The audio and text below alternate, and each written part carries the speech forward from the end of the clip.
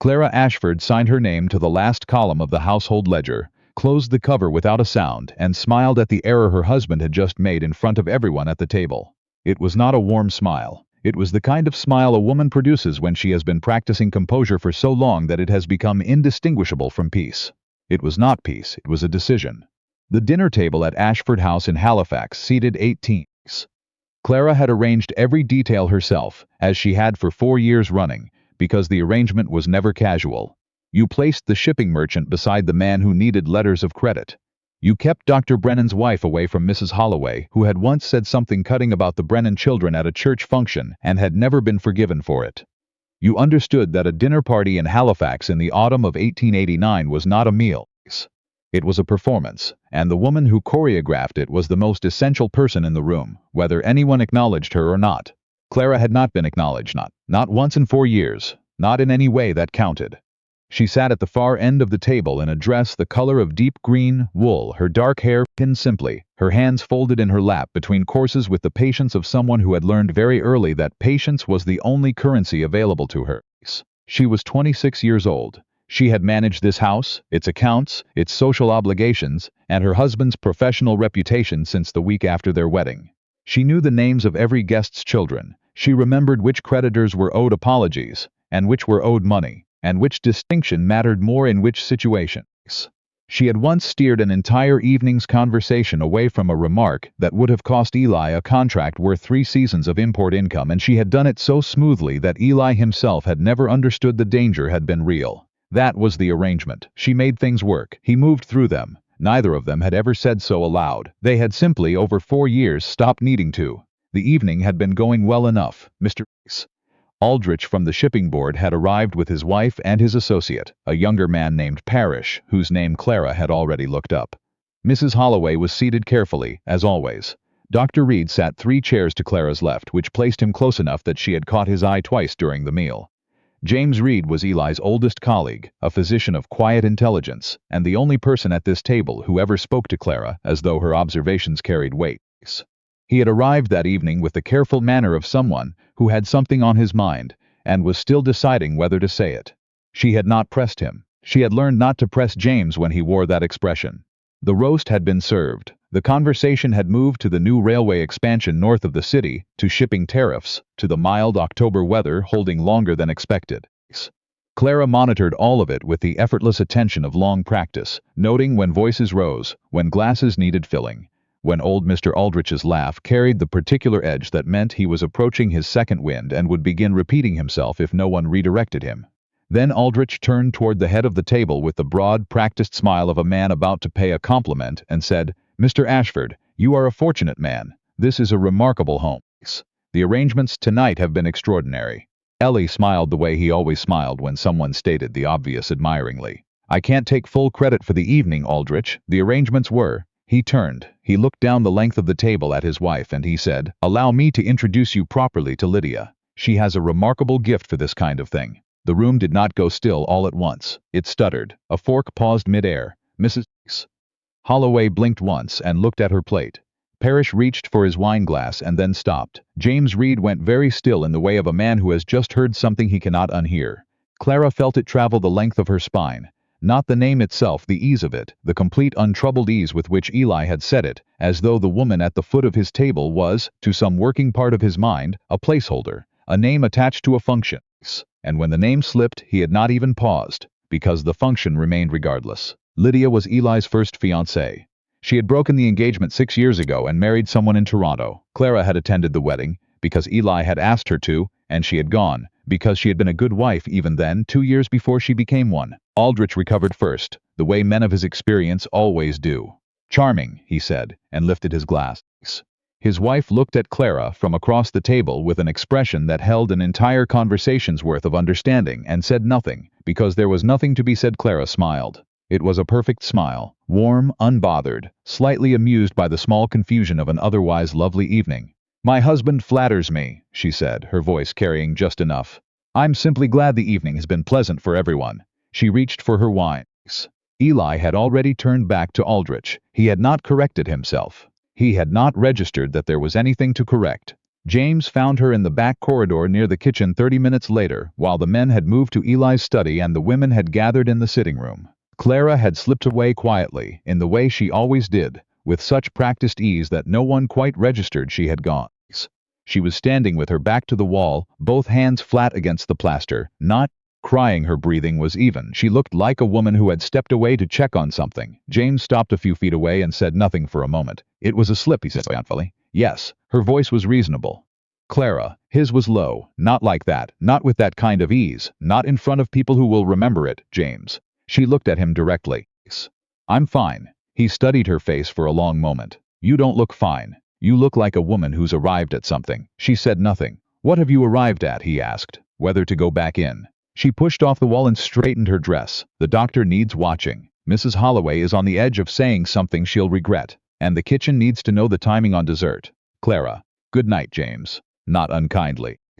She walked back toward the sitting room without looking back. He watched her go with the expression of a man watching something break in very slow motion. The guests left by 10. Clara saw every one of them out with the correct warmth, the correct personal detail, the correct particular memory for each person that made them feel genuinely noticed. She told Mrs. Aldrich that her brooch was extraordinary, which it was. She told old Aldrich himself that he must come again in the spring when the harbor was at its best. She pressed palms and smiled and thanked everyone for the honor of their company. Eli stood beside her for the last 3 departures. His hand rested briefly at the small of her back as Aldrich made his final remarks on the front step. She felt it. She noted it the way you note the temperature of a room without deciding anything about it. When the last carriage rolled down the drive, Eli exhaled and rolled his neck. "That went well enough." "It did," Clara said. "Aldrich seems inclined to support the spring contract. I'll follow up next week." He was already reorganizing the evening into its useful parts. "You handled everything beautifully." "Thank you," Clara said. He looked at her the way a man looks at a clock to confirm the time. "Early night. Will you tell Mrs. Pierce to have breakfast ready by 7:30? I need to go to the docks before the office." "Of course." He went inside. Clara stood on the front steps alone. The Halifax autumn was cool and salt-sharp, the kind of night that carried the smell of the harbor up through the streets. She stood there until she was certain he was upstairs. Then she went inside and gave Mrs. Pierce her instructions and thanked the household staff and walked through the ground floor one last time in the way she always did after an evening, checking locks, extinguishing candles, noting what needed attention in the morning. She paused in the dining room. 18 chairs, all slightly displaced by 18 guests. She could tell where each person had sat by the angle of the chairs. Mrs. Holloway always pushed back hard when she stood.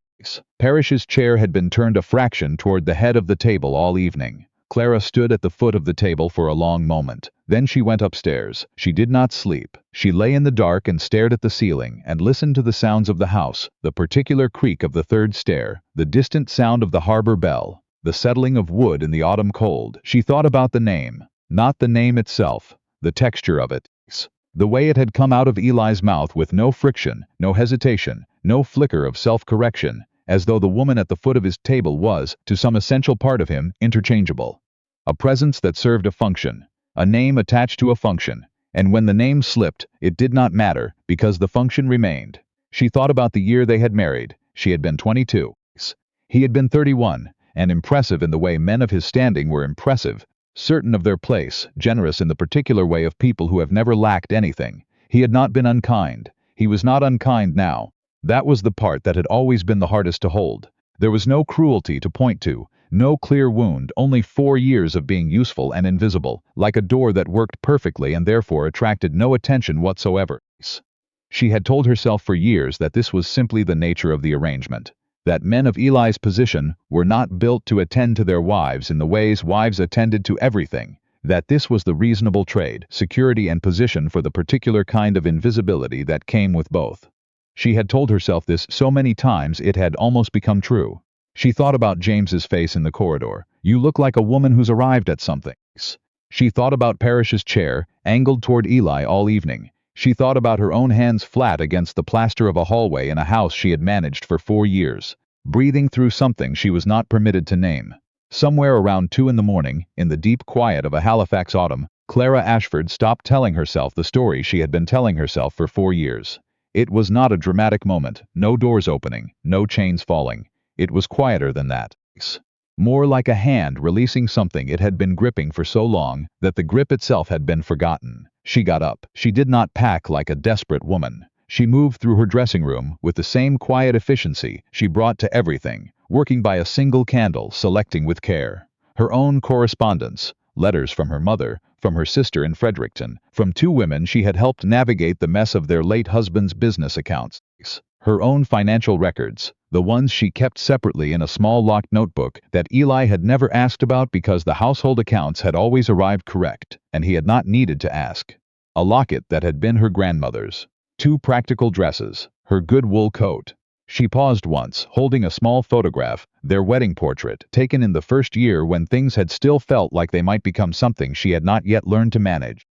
She looked at the woman in it, young, composed, already holding her smile with the careful precision of someone who had understood very early that composure was the only currency available to her. She set it face up on the dressing table and moved on. The letter she left was not long. She wrote 4 sentences. I have run this house and this marriage with everything I had. I am not leaving in anger. I am leaving because staying has required me to disappear, and I find I am no longer willing. The accounts are in order. You will find everything you need in the study. She did not sign it your wife. She signed it Clara. She placed it on his breakfast tray where Mrs. Pierce would find it in the morning and understand enough to say nothing until it was too late to matter. The house was still and dark when she came downstairs. A single lamp burned in the front hallway. She had arranged that herself, years ago. One lamp always kept lit through the night because a dark house at the bottom of the stairs made her uneasy in ways she had never fully explained to anyone. She carried her bag to the side door, the one that opened toward the garden and the lane that ran toward the street. She had no cab arranged. She had not wanted to involve anyone who could be questioned in the morning. She knew the way to the train station well enough. It was not far. The early train to Truro left before 6. She stood at the door for a moment with her hand on the latch. The house breathed around her, 14 rooms, 4 years of her intelligence and attention and careful labor pressed into every corner of it, the arrangement of the furniture in the sitting room that made it work for both large gatherings and quiet evenings. The kitchen garden she had redesigned for better yields. The household accounts kept to a precision that Eli had complimented exactly once in 4 years and assumed every day thereafter. She had loved this house once. She was not certain, standing here in the dark, that she had stopped, but love for a place was not the same thing as permission to vanish inside it. She opened the door. The October air came in cold and salt-sharp and full of the smell of the harbor. Clara Ashford stepped out, pulled the door closed quietly behind her, and walked down the path without looking back. The lamp in the front hallway burned on for the rest of the night, with no one left awake to see it. Eli found the letter at 6:30 in the morning. Mrs. Pierce had set the breakfast tray as instructed, had seen the envelope propped against the coffee pot, and had carried it up without comment, because Mrs. Pierce was a woman who had worked in Halifax houses long enough to understand that some mornings required discretion before they required explanation. Eli read it twice. The first time, the way a man reads something unexpected, searching for the part that resolves the confusion. The second time, because the first time hadn't produced that part, he set it down, he drank his coffee. Then he said to the empty room, "She's gone to her sister's in Fredericton." He said it with the firm reasonableness of a man who has arrived at the correct interpretation. Clara visited her sister periodically. She had simply, he turned the letter over as though expecting more, gone without arranging it in the usual way. The letter was phrased strangely, but Clara had always had a certain precision of language that occasionally shaded into the dramatic. He went to the docks. He did not send word to Fredericton that day. He sent it the following morning when dinner had been served incorrectly, and he had spent an evening at his desk with the persistent sensation that something in the house was wrong in a way he could not locate. The reply came 2 days later. Clara's sister, a woman named Margaret, with her own considerable precision of language, wrote back in 5 words. "She has not been here." Eli read those 5 words standing in the front hallway of his house, and something that had been a manageable irritation sharpened into something else. Not quite fear, something adjacent to it, the particular discomfort of a man who has been entirely certain he understood a situation and has discovered he did not understand it at all. He sent for James Reed. James arrived the following afternoon. Eli met him in the study and explained the situation with the controlled calm of a man who believed controlled calm was the appropriate register for every difficulty. "She left," Eli said, "without telling me where she was going. I need you to help me find her." James sat across from him and said nothing for a moment. "She wrote you a letter," James said finally. "It was not quite a question. Yes, vague, emotional. You know how what did it say, Eli? Ellie picked the letter up from his desk and held it out. James read it. His expression did not change, but something behind his eyes did. She said she was leaving. James said, people say things. Clara Ashford doesn't say things she doesn't mean. James set the letter down carefully. You know that better than I do. She'll be back within the week. She's making a point. What point? I don't know. That's why I need to find her. Eli looked at him to ask her what she means by all this. James was quiet for a long moment, long enough that the silence became its own kind of statement. What? Eli said. I'm deciding how to say this in a way you'll actually hear. Say it plainly. James leaned forward slightly. At dinner the other night, you introduced your wife by the wrong name, in front of Aldrich and his associate and Mrs. Holloway and 9 other people who will not forget it. You called her Lydia. You did not correct yourself. You turned back to Aldrich and continued your conversation, and Clara sat at the foot of your table and smiled, and you did not notice what that smile cost her. Ellie's jaw tightened. It was a slip of the tongue. It was 4 years in a single sentence. James looked at him steadily. She didn't leave because you said the wrong name. She left because the wrong name confirmed something she had been quietly understanding for a long time. That to you, the woman at the foot of your table was a function. Useful, reliable. The name attached to the function was secondary. The word landed in the room and sat there. Eli said, that is not true. Then tell me the name of the family Aldrich's wife came from. Tell me which guest last week made things uncomfortable and how Clara redirected the conversation so you wouldn't have to manage the consequences. Tell me the name of the woman whose account dispute Clara helped resolve last winter without telling you, because she knew you'd have found it improper. Silence. You are a capable man in most ways, James said quietly. But you have been married to a remarkable woman for 4 years and treated her like very good furniture, and she has finally decided she would rather be a person somewhere else than furniture in a well-appointed house. He picked up his hat. I'll make some inquiries, because you're going to ask me to regardless. But Eli, consider seriously what you intend to do when you find her, because if you go to her expecting her to come home and resume her position, you will lose her permanently, and that will be entirely your own doing. He left. Eli sat in his study for a long time after the door closed. The house deteriorated faster than he expected. He had known in an abstract way that Clara managed things. He had simply never attached specific content to the word. The result of her management had been a smooth, effortless household that required nothing from him, which had always seemed like the point. He discovered the content within 4 days. On Wednesday, the kitchen served the wrong courses to a lunch with 2 business associates. A minor thing, except that one of the associates observed a dietary practice he had never mentioned in conversation, and Clara had always known, and the kitchen had always been instructed accordingly. And now she was gone and no one had thought to tell anyone else. On Thursday, the household's account at the dry goods merchant required renewal, and the merchant's note indicated that Mrs. Ashford had always handled this negotiation directly, and had saved them a not inconsiderable sum each year through sheer attention to the terms. On Friday, he overheard 2 of the kitchen girls talking in the back passage. He was not meant to hear it. She's not coming back, one of them said. How can you know? Because I saw her face that last night, when she came through to thank us. That wasn't a woman going on a visit. Ellie walked past without acknowledging he had heard. He went to his study and looked at the household ledger Clara had left behind, every entry in her precise, controlled handwriting. Every balance correct, every note cross-referenced with the care of someone who had built a system thorough enough to outlast her own presence. Not recently. The preparation had the texture of years. That was the thing he had not anticipated. Not the leaving, the preparation. By the end of the 2nd week, the county had begun to murmur. Not from the household staff. Clara had apparently inspired a loyalty that survived her absence, but from the guests at that Tuesday dinner. From Aldrich's wife, who had spoken to Mrs. Holloway, who had spoken to 3 other people. The inquiries came with a particular careful inflection. Had Mr. Ashford heard from his wife recently? Was she well? Was she? And here the tone carried everything. He answered every inquiry with the composed certainty of a man who had not yet decided to be alarmed. She was visiting family. She would return shortly. But the inquiries kept coming, and they were coming now from people who should not have been asking at all. He was at a meeting of the Halifax Merchants Committee, the kind of meeting he had been cultivating for 2 years, when Aldrich pulled him aside and said quietly, like a man delivering news to someone who hadn't read the letter yet, "There's talk, Eli. I thought you should know from a friend." "Talk," Eli said. "About the dinner.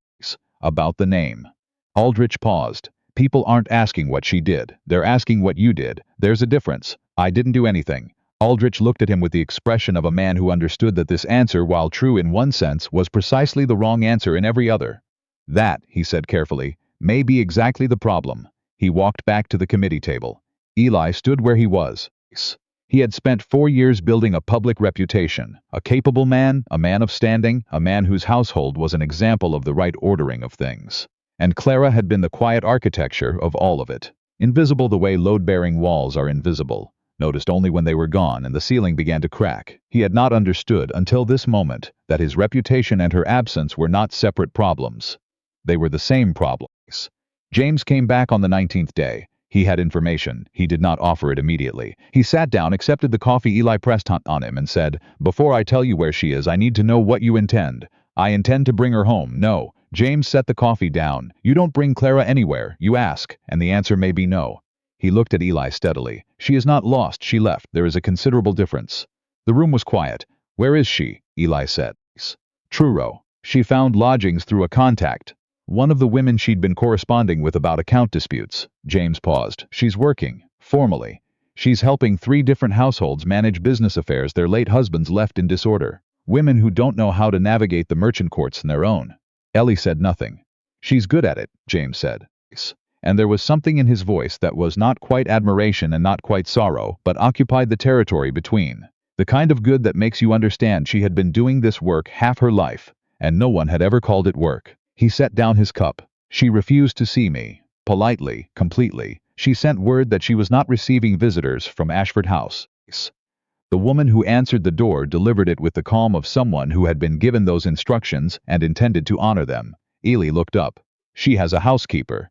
She has a life, Eli. That's what I've been trying to tell you."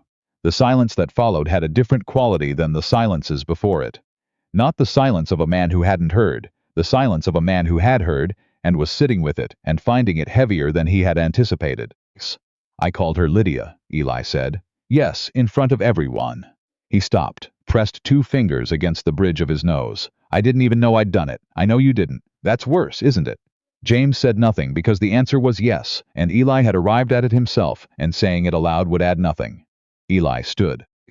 He walked to the window that looked out over the front drive, the drive Clara had walked down in the October dark 19 days ago, carrying 1 bag and 4 years of quiet erosion. "What do I do?" he said, and for the first time the question was genuine, not rhetorical, not the complaint of a man who expected someone else to handle it, the actual stripped-down question of a man who did not know the answer.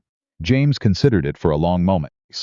"You start by understanding that this is not a problem to be solved. It is a wrong to be acknowledged. Those are not the same thing, and they do not use the same methods. The tools that have made you successful in every other area of your life will not work here." He stood. "And then you wait. Because she is not going to move toward you until she believes, not because you've told her, but because she has seen it, that the man who comes to her is different from the man she left." He picked up his hat. "I hope it doesn't come to nothing, but I want you to understand that it might." He left. Eli stood at the window for a long time. Outside, the autumn pressed down on the house in the particular way it did in Halifax, gray and indiscriminate, settling over everything that was his, everything he had built, everything he had assumed would simply continue to be there because it always had been. Eli rode to Truro on a Wednesday. He did not send word ahead. He told himself it was because he didn't want to give her the chance to refuse him before he'd said what he needed to say. But the honest reason, the one he didn't say aloud, was simpler and less comfortable. He was afraid that if he sent word ahead the refusal would come back in writing, and he was not ready to hold that in his hands. He had spent 4 days since James's visit doing something he had not done in his adult life with any real seriousness. He had sat still and thought about Clara, not about how to manage the situation. Not about the practical consequences, the social inconvenience, what the committee would say. He had thought about her, the actual woman. The way she paused in a conversation to find exactly the right word, and always found it. The way she had managed the Aldrich dinner without appearing to manage anything at all, moving through the evening like someone who could see the entire room while everyone else could only see their own corner of it. The way she had looked at him sometimes, briefly, with an expression he had never stopped long enough to read. He understood now, with a clarity he had not invited, that the expression had been grief. She had been grieving quietly for years. He had looked at that expression and moved on to the next thing, and the one after that. He arrived at the address James had given him mid-morning. A modest house on a respectable street. Smaller than anything Clara had managed in 4 years, but with the distinct quality of a place where someone had made a deliberate choice rather than landed there by necessity. Middle-aged, solid, with the calm eyes of someone who had been given specific instructions and intended to carry them out. "I'm here to see Mrs. Ashford," Eli said. "Your name, sir?" "Ellie Ashford." The woman looked at him steadily, not unkindly. "Mrs. Ashford is not receiving visitors from Ashford House. I'm her husband." "Yes, sir, I'm aware." She did not move. "Mrs. Ashford is not receiving visitors from Ashford House." He stood at the door for a moment that stretched considerably longer than any moment had stretched in recent memory. "Will you tell her I'm here? Please. She knows you're here, sir." A pause. "She asked me to give you this." She held out a folded note. He took it. "I am well. I ask that you respect my time. I am not ready to speak with you." 3 sentences, no signature. The door closed quietly in front of him. He stood on that doorstep holding 3 sentences and understood, with a force that no negotiation had ever produced in him, that he had no power here, none whatsoever. He was a man of standing and ambition and 20 years of carefully built professional reputation, and he was standing outside a small house on a Truro street, holding a note from a woman who had decided with complete composure that she was not ready to see him, and there was nothing, not money, not influence, not argument, that was going to change that. He rode back to his lodgings. He did not leave Truro. He sent a letter the following morning. He had written and discarded 5 versions before settling on one that was 3 sentences long, because every longer version had turned into a man presenting his case, and he had finally understood, with James's voice somewhere in the back of his mind, that this was not a case to be presented. "I am not here to ask you to come home. I am here because I owe you an apology I don't know how to write. I would be grateful for the chance to attempt it in person, at a time and in a setting of your choosing." He folded it and sent it. He waited 2 days. The reply came on a Sunday, in Clara's precise handwriting, on plain paper. "There is a public lecture at the Truro Mechanics Institute on Tuesday evening. The subject is women's property rights and the reform of intestate inheritance law in Nova Scotia. I will be attending. I will not be attending with you. But I will not prevent you from attending the same public event." He read it 3 times. It was not an invitation. It was not forgiveness. It was Clara operating with her characteristic precision, drawing a line and leaving a door ajar at the same time, handing him enough rope to either reach for it or hang himself with it. He wrote back one word: Tuesday. He arrived early and took a seat near the back, which was not where Eli Ashford normally positioned himself at any event in his life. He sat near the back because he was not there as a man of standing. He was there as a man who needed to see his wife across a room, and had earned the right to nothing more than that. The room filled.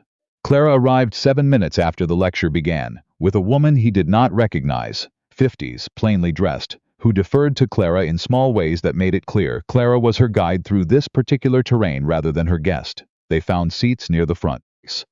Clara removed her gloves and opened a small notebook, and did not look toward the back of the room. Eli watched her for the better part of an hour. He had been married to her for 4 years, and he was watching her now the way you watch a person you are seeing for the first time.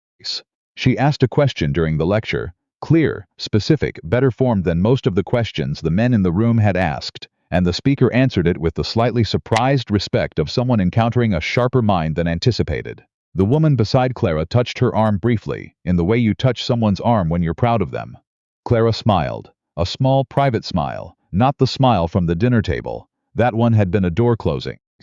This one was simply open. Hers, opened for her own reasons in her own time. Eli sat with that for the remainder of the lecture. Afterward, in the general shuffle of people collecting their things, Clara turned. She had known he was there, of course. Clara always knew where everyone was in a room. She did not come to him. She stood near her seat and waited. When the crowd thinned, he walked to her. They stood 3 feet apart. "Clara," he said. "Eli." Her voice was even, not cold, not warm.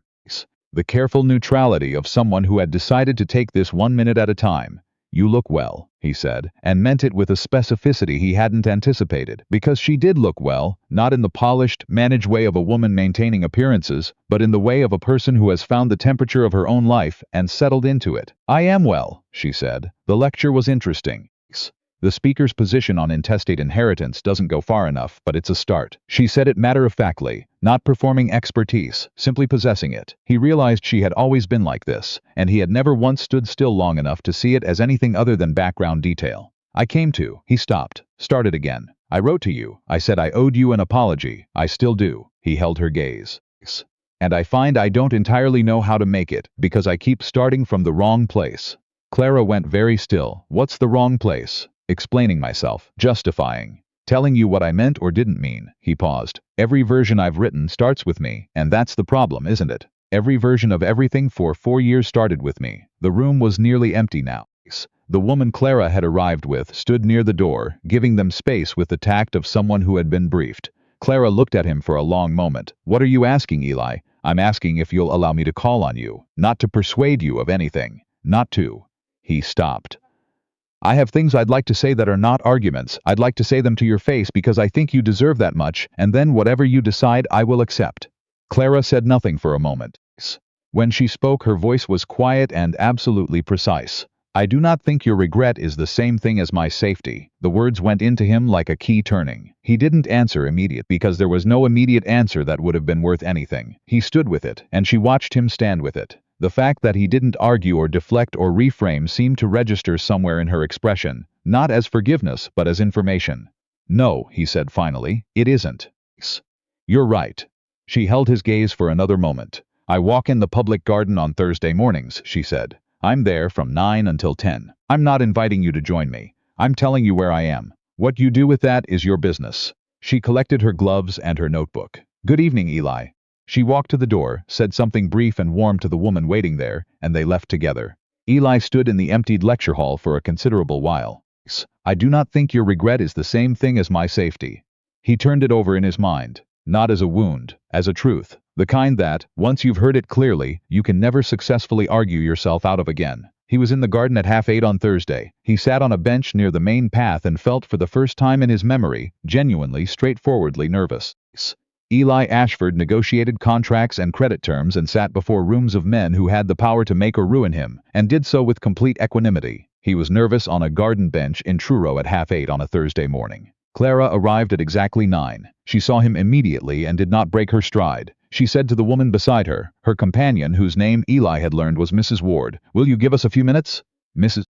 Ward looked at Eli with the frank assessment of a woman who had been briefed and was conducting her own evaluation. Whatever she concluded, she nodded and moved to a different part of the path. Clara sat on the other end of the bench, not close, not distant, measured. "You came," she said. "You told me where you'd be. I also told you it wasn't an invitation." "I know." He looked at her. "I came anyway. I thought you'd probably expected that." Something shifted briefly in her face. Almost, not quite, humor. "Yes," she said. "I had." He drew a breath. "I want to tell you what I've been thinking, not to argue. When James told me what you were doing, the account work, the women with the disputed estates, he said you were good at it, and the way he said it, I realized I had no right to be surprised. I had watched you do the same work for our household for 4 years and never once called it intelligence.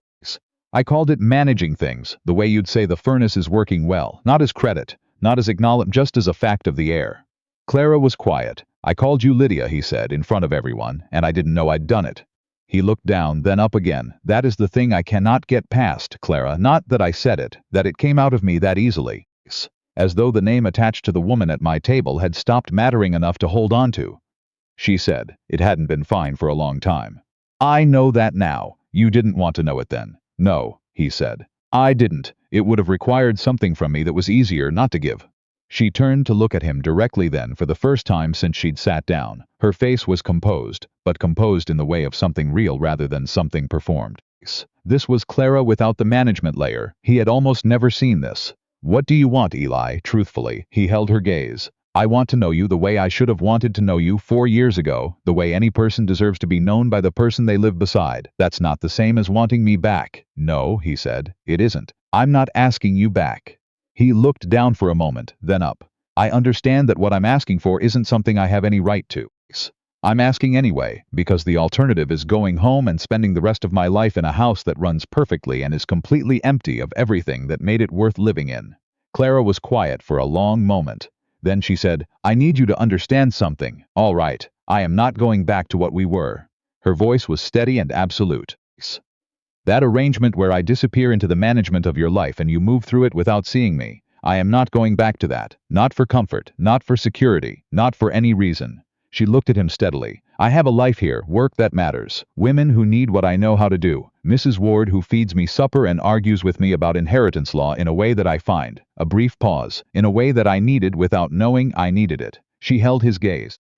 "I am a person, Eli, not a function, not a well-run household, A person. You always were capable of seeing that. You simply didn't. No, he said. I didn't. The question I have been asking myself for 5 weeks, she said, is whether you are capable of seeing it now, not because you feel guilty, not because the house isn't running and your name is being talked about at the committee, but genuinely, whether you are capable of looking at a woman and seeing a person instead of the most useful presence in your vicinity. Ellie didn't answer immediately. She waited. I don't know, he said. I think I might be.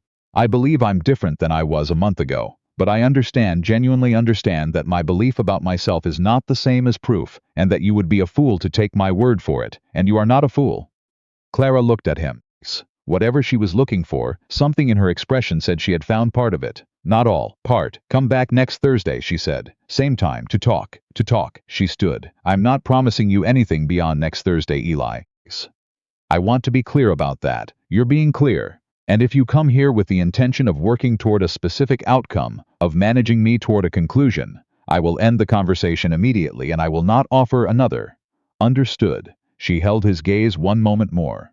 Then she called to Mrs. Ward, who came forward with the expression of a woman who had been watching from a polite distance and had formed several opinions. They walked together down the path. Eli sat on the bench and watched them go. He had come to Truro to retrieve something. He understood now, sitting in the garden she walked through every Thursday morning, that what he actually needed to do was far harder and far more uncertain than retrieval. He needed to earn the right to stand beside something he had never properly valued, and he did not know, sitting on that bench in the Truro autumn, whether he was capable of it. But for the first time in his adult life, not knowing whether he was capable of something didn't make him reach for an easier problem. It made him want to try. The Thursday meetings became the architecture of something neither of them had named. November arrived and sharpened the air, and Eli discovered, slowly and without fanfare, that being asked a genuine question by someone who actually wanted the answer was an experience he had almost never had as an adult. Clara asked specific questions and waited for real answers. He told her things he had not told anyone, that his ambitions at the committee had always been partly about proving something to a father who had died before Eli was 25. And that the ambitions had perhaps not survived the proof's intended audience. He told her that he had known, in the early years of their marriage, that she was sharper than him, and that he had resolved this knowledge by simply not looking directly at it. Which was not, he understood now, a resolution. It was an avoidance that had cost them both considerably. Clara listened. She did not offer absolution. She offered him the thing he had never given her full, unmanaged attention, and the honest response of someone who was actually in the room. You could have told me about your father, she said one Thursday. I know you couldn't then, but you could have. I think I believed, he said slowly, that a man who spoke to his wife about his uncertainties had failed something, some standard I absorbed without ever having chosen it. He paused. I understand how that sounds. It doesn't sound absurd, Clara said. It sounds exactly like how those things get passed along. No one writes it in a letter. You just absorb the rules of the house you grew up in. He looked at her. What made you stop? She was quiet for a moment. 18 chairs, she said. He waited. I stood in the dining room the night I left, she said, after everyone had gone. I looked at those chairs pushed back at their angles, and I thought, I know every one of these people. I know their debts and their alliances and the things they need that they can't ask for directly. I have arranged this room around their needs for 4 years, and the man at the head of this table called me by another woman's name. She held his gaze. Not as a metaphor, Eli. He literally did not know my name. In that moment, in front of all of it, he used someone else's, and I thought, if I stay past tonight, I will spend the next 4 years arranging the same chairs, and the 4 years after that, she exhaled. I was not willing. He sat with that. I'm glad you weren't, he said quietly. She looked at him. What? I'm glad you left. He said it without flinching from how it sounded. I would not be sitting here if you hadn't. I would be in that house, moving through my calendar, telling myself everything was working, and you would be disappearing, 1 more year at a time. And neither of us would have known it was happening. He looked at her directly. You leaving was the only thing that made me capable of being in this room. Clara was quiet for a long moment. Something shifted in her face. Not dramatically. The way ice shifts in spring. Not breaking but releasing. That, she said, is the most honest thing you have ever said to me. I'm aware, he said. I have some ground to make up. And Clara Ashford, for the first time in a very long time, laughed. Not the managed social laugh of a dinner party. The real one. Brief and genuine and surprised out of her. She pressed her fingers to her lips as though catching it, and then let it go. Eli watched it happen with the expression of a man who has just seen something he thought was gone and found it sitting 3 feet away. The moment that changed everything did not come from a conversation. It came on a Friday afternoon when Clara arrived at the office of a Truro solicitor named Gould with Mrs. Findlay, a 51-year-old widow, whose late husband had left his business accounts in deliberate disorder, apparently assuming the courts would sort in favor of his brother. Clara had been helping Mrs. Findlay prepare her petition for 6 weeks. She knew the case thoroughly. She had identified 2 procedural errors in the opposing claim that Gould himself had missed. Gould reviewed the petition with the tolerant condescension that Clara had spent 4 years watching men deploy toward capable women, and she had stopped being surprised by it, though she had never stopped finding it infuriating. He acknowledged the procedural findings with the slight pause of a man who had not expected to find them there. He said he would proceed. Then he mentioned, as an aside, leaning back in his chair with the ease of a man sharing incidental news, that a contribution had recently been made to the Nova Scotia Women's Legal Assistance Fund, a sum he described as not inconsiderable, specifically directed toward disputed inheritance cases. The donor had requested no public acknowledgement, no plaque, no mention in the committee minutes. Clara went very still. "Who made the contribution?" she asked. Gould looked mildly surprised. "A Mr. Ashford of Halifax. I assumed you knew." "When?" "3 weeks ago, I believe." "I did not know," Clara said. She kept her voice level. She finished the meeting, walked Mrs.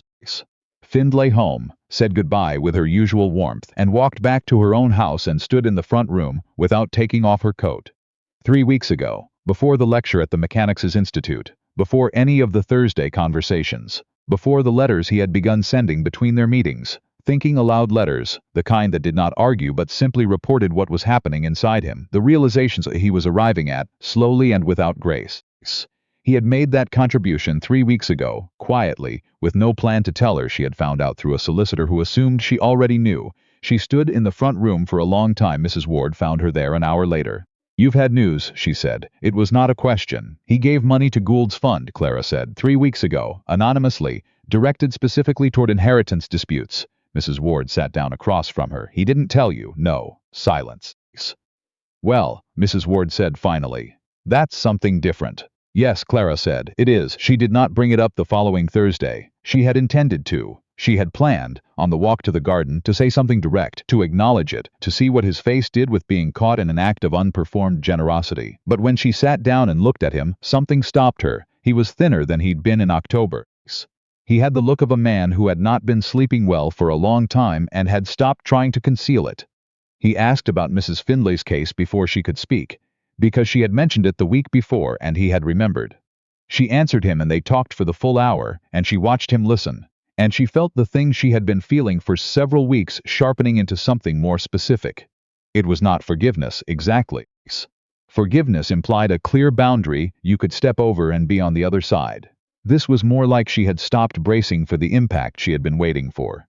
She had stopped waiting for him to slip back into the man who had called her by someone else's name and turned away. She was not certain when that had happened. James Reed arrived at her door on a Friday in December. She received him in the front room because James was not Ashford House, and she had no prohibition against James. He looked like a man who needed to sit down. "He signed documents," James said. "Clara, he signed a property settlement in your name." He looked at her steadily. "He consulted 2 lawyers. It's formal and final. If you choose never to return to the marriage, you have financial security that cannot be contested. If you choose to return, it remains yours regardless. He does not control it. He cannot access it. It's yours in a way that Nova Scotia law almost never gives a wife." Clara was quiet for a long moment. "When?" she said. "The same week as the fund contribution." James paused. "He asked me to tell you because he said he couldn't tell you himself without it feeling like leverage. He said he understood it was not leverage, that it was." James looked at her steadily, and these are his exact words, "the first real thing he could actually do." Clara stood and walked to the window. "He did both of those things," she said slowly. "Before any of our conversations, before the letters about his father." She stopped. "He wasn't holding them," James said quietly. "He wasn't waiting to use them." "No." She turned. Her eyes were very bright. "He wasn't." She pressed her hand briefly to her sternum. "And I don't entirely know what to do with the grief of knowing he could always have been this person, that this was always in him. And I spent 4 years beside him and never." She couldn't finish the sentence. James crossed the room and stood beside her. "You didn't fail to find it," he said quietly. "He failed to show it. Those are not the same thing." She nodded. "What do I do, James?" "I think," he said. "You already know." She sent Eli a note that evening. "Come to supper Saturday, 6 o'clock. Bring nothing, just yourself." He arrived at 5:55. Mrs. Ward let him in with the expression of a woman who had cooked a particular meal for a particular occasion, and intended it to be known that she had done so under specific conditions and would be paying close attention to how the evening went. The table was small, 3 settings. Clara, Eli, Mrs. Ward, who was not a servant at this table but a woman who lived in this house, and whose presence Clara had made clear was non-negotiable. Eli sat down without comment on the size of the table or the number of settings. He said, "Something smells extraordinary." Mrs. Ward said, "It's rabbit. Don't say anything else until you've tasted it." He said, "Yes, ma'am." Clara caught Mrs. Ward's eye across the table. Mrs. Ward raised one eyebrow, very slightly.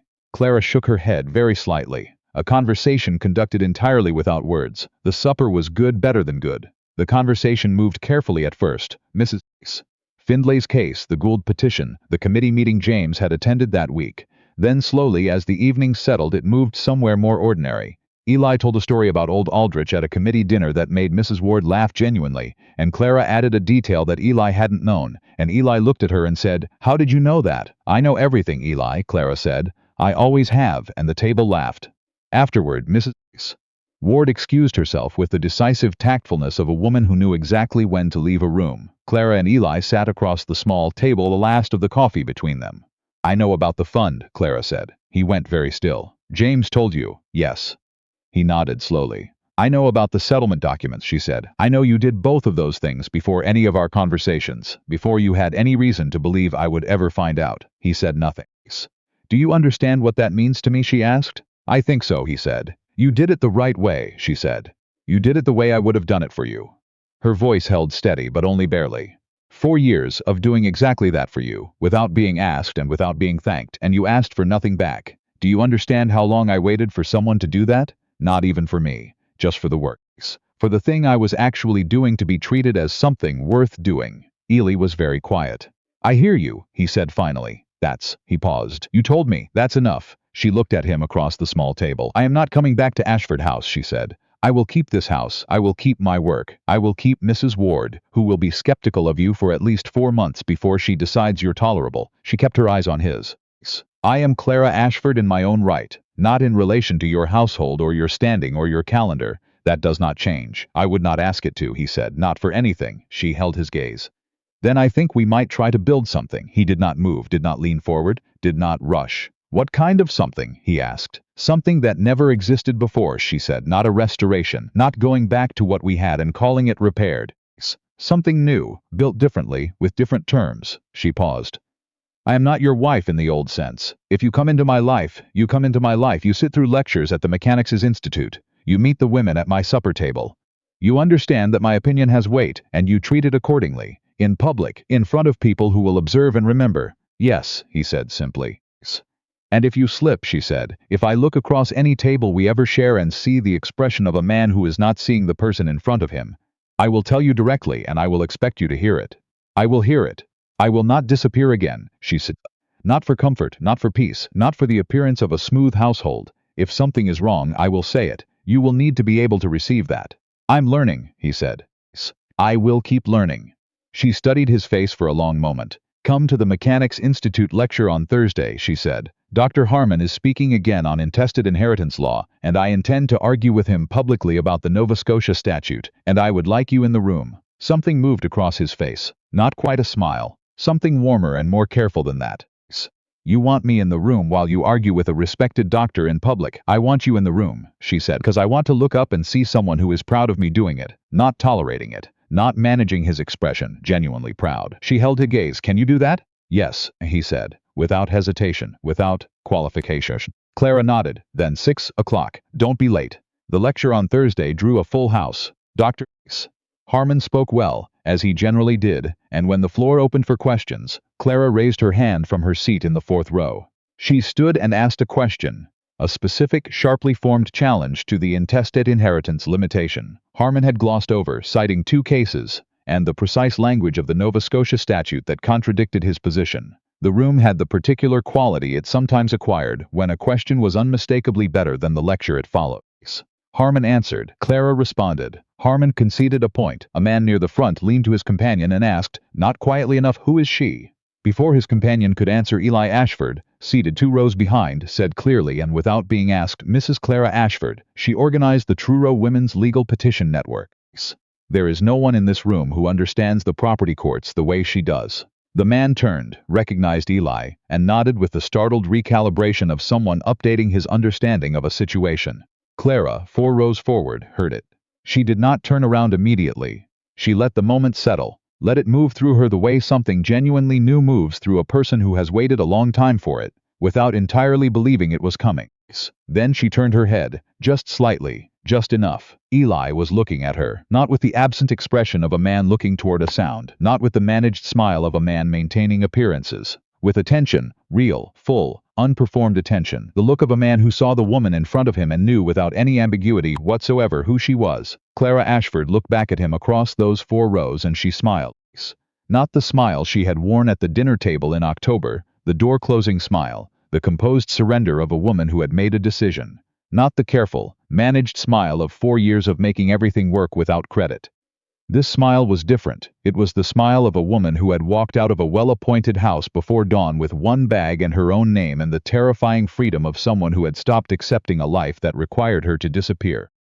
Who had built something real in a small Truro house with a housekeeper who argued with her about property law, and a collection of women who needed exactly what she knew how to give. Who had sat across a small supper table and offered terms on her own authority, and watched a man she had once given everything to choose, with his eyes open and nothing to gain but the truth, to meet her on her ground. It was the smile of a woman who had not left to punish anyone, who had left because staying had become a way of betraying herself, and who had discovered on the other side of that leaving that she was not someone who needed to be retrieved, or managed back into place or forgiven for her own absence. She was someone who needed to be seen. And finally, in a Truro lecture hall in December of 1889, in the voice of a man who said her name clearly and without hesitation in front of everyone she had become, she had been. Clara turned back to Dr. Harmon, raised her notes and continued her argument. She had work to do.